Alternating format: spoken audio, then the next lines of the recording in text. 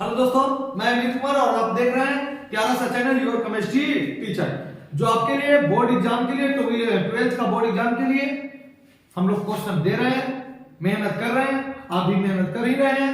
तो आज जो आपके लिए लाए बच्चे भौतिकी रसायन का आपको जो आपका 2 नंबर का जो भी है इंग्लिश और हिंदी दोनों, बच्चे इंग्लिश वाले भी देखेंगे, हिंदी वाले भी देख लेंगे। देखा जाए बच्चे, एक चीज आप याद रखिए, इससे ज्यादा क्वेश्चन नहीं आएगा भौतिकी रसायन में, इसमें 40 से 45 क्वेश्चन कवर कर लेते हैं लोग। तो आज आपके 10 क्वेश्चन 2 से 3 पार्ट में है, 3 से 4 पार्ट में ये खत्म कर लेंगे इसको।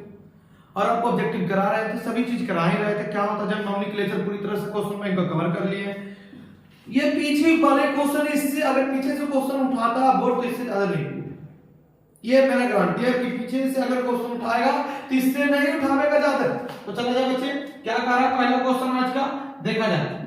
हाँ, आप कलम कॉपी ले लीजिए, इसे लिख लीजिए, दम इससे आना है तो आना। डोपिंग किसे कहते हैं? डोपिंग किसे कहते हैं? सबसे पहले व्हाट इज डोपिंग? डोपिंग है क्या चीज बच्चे?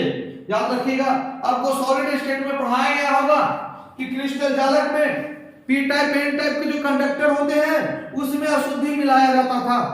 तो याद रखिए, क्रिस्टल जालक में अशुद्धि मिलाने की प्रक्रिया को डोपिंग कहते हैं।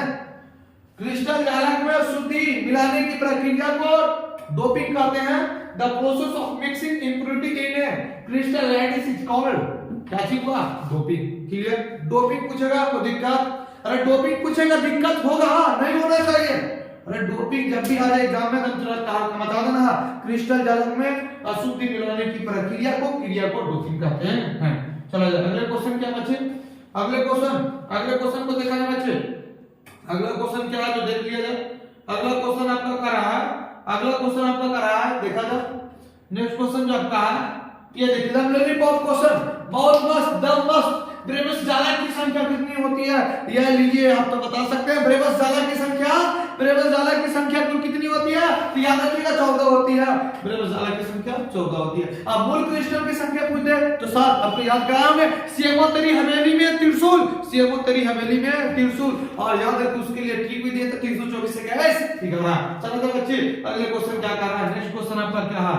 नेक्स्ट क्वेश्चन है त्रिज्या अनुपात से क्या समझते हैं? त्रिज्या अनुपात क्या? फिजिकल का मोस्ट वीवीआई क्वेश्चन चल रहा है, मोस्ट वीवीआई क्वेश्चन है ये, इससे आना ही आना है एग्जाम में। देखा जाए त्रिज्या अनुपात क्या है, तो याद रखिए धनायन और ऋणायन के त्रिज्या के अनुपात को हम लोग क्या कहते हैं? त्रिज्या अनुपात कहते हैं। इस कहानी को मतलब जो त्रिज्या अनुपात आपसे पूछे, त्रिज्या अनुपात पूछ दिया जाए आपसे त्रिज्या अनुपात पूछ दिया जाए, त्रिज्या अनुपात होते क्या है? तो बच्चे एक बार में बोल दीजिएगा, एक बार में आप बोल सकते हैं त्रिज्या अनुपात किसे कहेंगे? तो धनायन और ऋणायन के त्रिज्या के अनुपात को हम लोग क्या बोलते हैं? मींस r प्लस बटा r माइनस। याद रखिएगा बच्चे, क्लियर हो जाना चाहिए, कोई क्वेश्चन छूटना नहीं चाहिए एग्जाम में। याद रखिएगा the ratio of the radius of cation and anion is called radius ratio. What is radius ratio? कोई दिक्कत नहीं होना चाहिए बच्चे, दोनों मीडियम के लिए। अगला फ्रेंकल दोष किसे कहते हैं?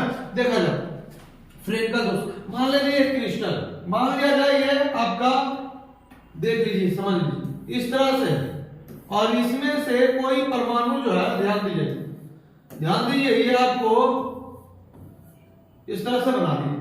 तो फ्रेंकल दोष, व्हाट इज फ्रेंकल डिफेक्ट? जब क्रिस्टल जालक से एक आयन अपने स्थान से, मान लीजिए यहां पर कोई केटायन है या एनायन, कोई भी एक आयन अपने स्थान से गायब होकर क्रिस्टल जालक में आके फंस जाते हैं। मान लीजिए यहाँ पर ए परमाणु, यहाँ पर ए था, यहाँ पर बी था, यहाँ पर ए परमाणु आके यहाँ आके फंस गया, तो उससे क्या होगा? यहाँ पर एक छिद्र उत्पन्न हो जाएगा, यहाँ पर दोष उत्पन्न कर जाएगा, इसे फ्रेंकल दोष बोलेंगे। जब क्रिस्टल जालक से एक आयन अपने स्थान से गायब होकर क्रिस्टल जालक में या अंतराली में फंस जाते हैं, क्रिस्टल जालक या अंतराली में फंस जाते हैं, तो ऐसे दोष को फ्रेंकल दोष कहते हैं। याद रखिएगा इसको इस तरीके से, when an ion from the crystal lattice disappears from its place and gets trapped into the crystal lattice, such a defect is called Frankel defect। इस तरह से समझिए। अरे भाई, आप मान लीजिए क्लास में बैठे हुए, ये पूरी तरह से क्रिस्टल की व्यवस्था, और उसमें से एक बच्चे अपने स्थान से दूसरे स्थान पर चले गए, तो इससे हम लोग बोलेगा क्या चीज? याद रखिएगा फ्रेंकल दोष। और याद रखिए क्या पूरे क्लास में क्या कोई घनात्मक कोई डेंसिटी की कमी हुई? जी नहीं।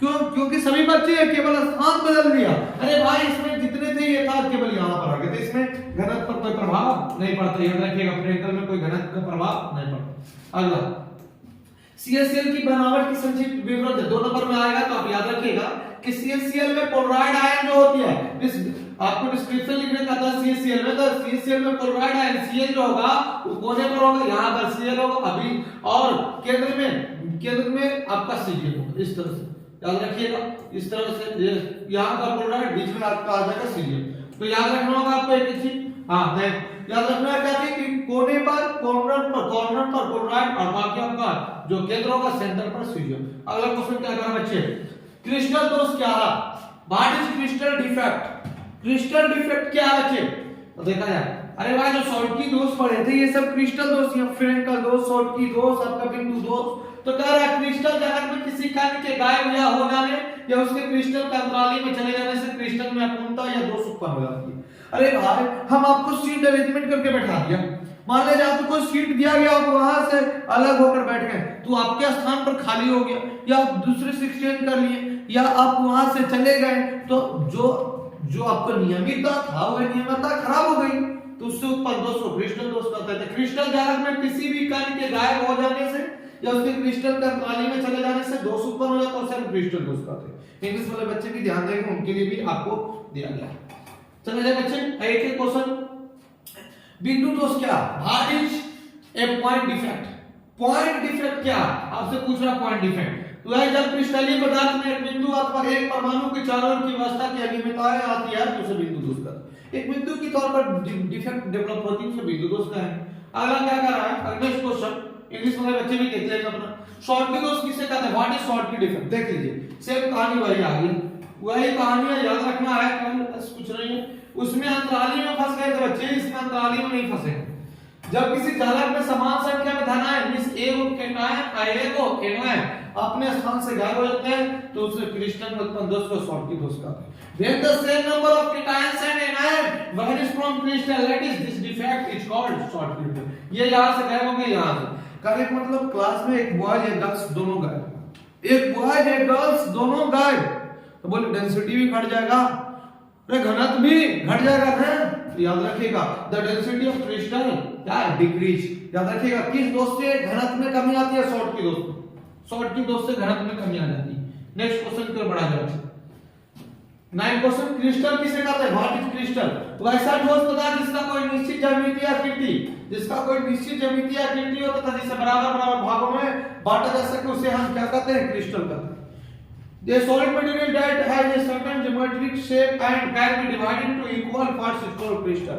एक के क्वेश्चन को देखिए, इससे ज्यादा फिजिकल में आने वाले नहीं है, जो ये सीरीज चलाएंगे 40 से 45 क्वेश्चन इसमें जो करेंगे इससे ज्यादा नहीं आएगा। अगला क्वेश्चन आपका प्रासंगिक दाब से क्या समझते हो, ऑस्मोटिक प्रेशर क्या, तो वैसे बाहरी दाब जो आर्द्र झिल्ली से होकर विलायक के विलयन में होने वाले प्राशन को रोकने के लिए लगाया जाता है, या आप शॉर्ट में बोल सकते हैं प्राशन की क्रिया को रोकने के लिए लगाया गया आवश्यक दाब को प्रासंगिक दाब कहते हैं।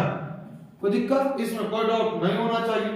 तो आप एक एक क्वेश्चन को देखिए, हमने 10 क्वेश्चन आपको करा दिया, एक एक क्वेश्चन को आपको देखना होगा बच्चे, और ये फिजिकल में 40 क्वेश्चन कराएंगे, 45 क्वेश्चन जो भी हो उससे बाहर नहीं आएगा, ये आपको गारंटी दी, तो उससे बाहर नहीं आएगा। तो जाते जाते थोड़ा सा मोटिवेशन हो जाए आपके लिए, काम करो ऐसा कि एक पहचान बन जा, काम करो ऐसा कि एक पहचान बन जा, हर कदम ऐसे चलो कि निशान बन जा, हर कदम ऐसे चलो कि निशान बन जा। यहाँ जिंदगी तो हर कोई काट लेता है, यहाँ जिंदगी तो हर कोई काट लेता है, जिंदगी जियो इस कदर की मिसाल बन जाए, जिंदगी जियो इस कदर की मिसाल बन जाए। फिर मिलते हैं अगले वीडियो में, जब तक के लिए जय हिंद जय भारत।